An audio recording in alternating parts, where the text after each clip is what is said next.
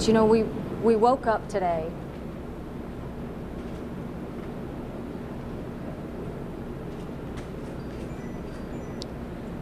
and the heart and soul of South Carolina was broken. And so we have some grieving too. And we've got some pain we have to go through. Parents are having to explain to their kids how they can go to church and feel safe. And that's not something we ever thought we'd deal with. Breaking right now, captured. The alleged gunman in the deadly Charleston church shooting arrested nearly 250 miles away in Shelby, North Carolina.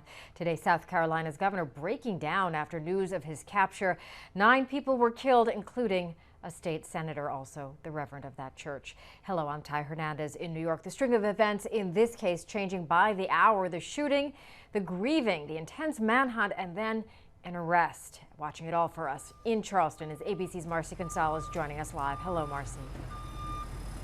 Hi, Ty. And police say it was a tip that led them to the accused killer. As you mentioned, they stopped him about 2 hours away from here in North Carolina. They pulled him over. He is now in custody, and we're told he is cooperating with investigators. Meanwhile, here, this road leading up to the church is still blocked off.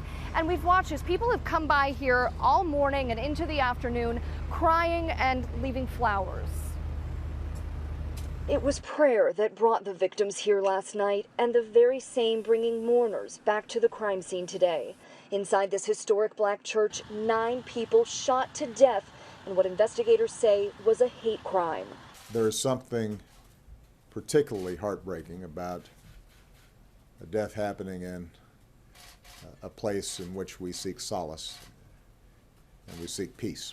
Today, an arrest after police spent the night searching for this man seen in surveillance video outside of the Emmanuel AME Church, identified as 21-year-old Dylan Roth, who got away in this black Hyundai. Investigators saying he sat for an hour with parishioners before starting his gruesome rampage at around 9 last night, telling one woman he would let her live so she could tell people what he did. This is a very dangerous, extremely dangerous individual.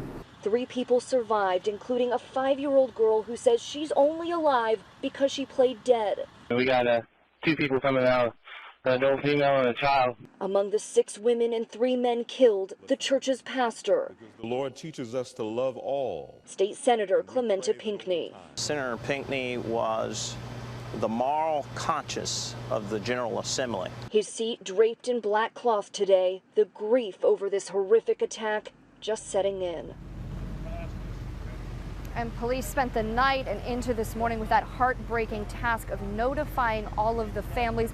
We now know the names of 6 of the 9 victims, including the former pastor of this church, Reverend Stephen Singleton. Ty, back to you.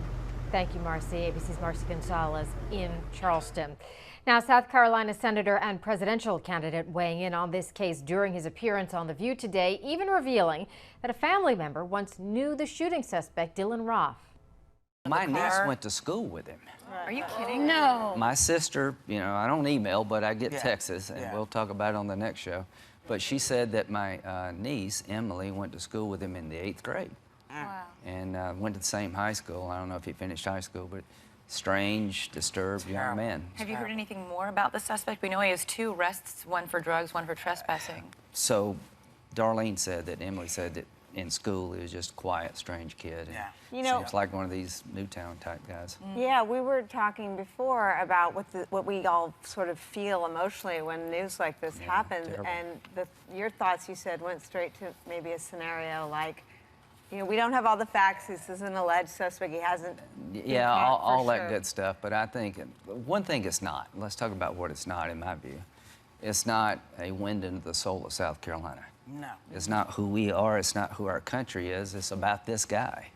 And this guy's got tons of problems. And to kill people in a church after sitting there with them for an hour, tells you how whacked out this kid is. And leaving somebody alive so they can tell the story. So let's tell him a story. Yes, and this congregation, you know, inside the church was established in 1816. Well, the pastor's a good buddy. He was in the state senate, and one of the nicest guys in all of politics. And you know, I can't explain this. I don't know what would make a young man at 21 get so sick and twisted to kill 9 people in a church This is Do you beyond think my that it's a understanding. hate crime? Do you feel like it's a hate crime, or do you think it's more mentally disturbed? Probably both.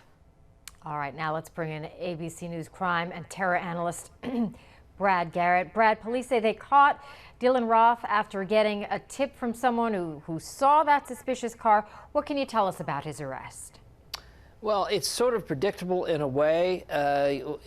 Mass shooters tend not to cover up their identity. They tend to use their own vehicles. So you had great photographs, great car description, and an outrageous crime. And so the combination of those tends to get the public to help you. And I think that's exactly what happened. A citizen called police and said, look, I think your suspect is at this particular location. The police then approached the vehicle or did a car stop. I guess he was cooperative based on what the police chief in Charleston said earlier. So now they have him in custody. I presume at this point they're interviewing him.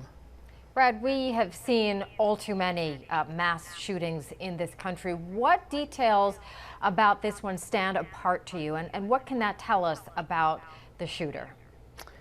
Well, one of the most eerie parts of this mass shooting is the time he spent with the victims prior to shooting them. I mean, typically mass shooters walk into locations, start shooting, either shoot themselves, get shot, or leave.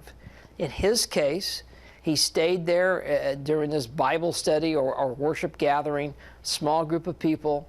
I assume he interacted with them, but he had that intimate eye-to-eye contact with this small group of people, and then he pulls out a gun and shoots all of them. I mean, it's a different level in my professional view than just the run-of-the-mill mass shooter that shoots anybody that's in his path. Brad, we're told he was arrested without incident. He didn't fight. Is that surprising? Well, to a certain extent. I mean, here's a presumption that if he was going to kill himself, he either would have waited for the scene to be in a shootout with the police, or he would have left the scene and taken his own life. The idea that he fled and was all the way to North Carolina before he got caught, suggests that he doesn't want to die, and he probably wants to tell his story. And that's going to be a big advantage, at least for the next few hours, of the police getting a full and complete statement from him as to what he did and why he did it. So, each shooter kind of takes a different bent. In his particular case, it wasn't to take his own life or force the police to shoot him during arrest. All right, ABC's Brad Garrett, thanks again for joining us, crime and terror analyst for ABC News. And you can keep up with this story in real time by downloading the ABC News app and storing the story for exclusive updates on the go. I'm Ty Hernandez in New York.